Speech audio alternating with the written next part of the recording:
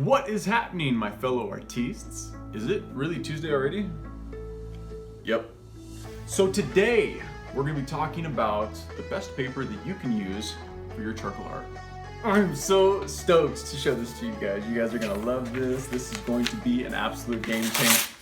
Oh, hey, can I get some more paper?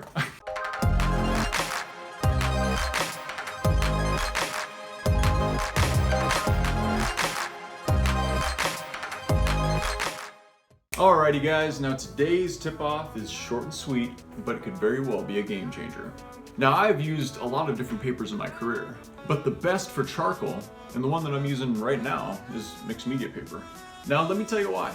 Reason number one, this paper makes spreading of charcoal so easy. It's really almost effortless. And because of this, my charcoal goes a lot farther, so I use less and it saves me money. Baller on a budget! But don't worry, it holds charcoal extremely well, so it's not gonna fall off or distort over time. Now, reason number two why I love this paper is because it's thicker and sturdier than most.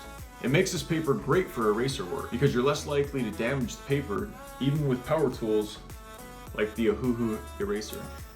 And finally, reason number three, we have found that mixed media paper and Prismacolor charcoal are a match made in heaven. No, but seriously, I love how Prismacolor applies onto the mixed media paper. Now I have used other charcoals on the mixed media paper, and I'm telling you, for some reason, Prismacolor, it just applies the best. Not an ad. So that's it, guys. That is the best paper for charcoal art, according to moi. Now we have some links down below where you can pick up some mixed media paper. Definitely give it a try and tell us how you like it. That is it. That is all I got for you guys this week.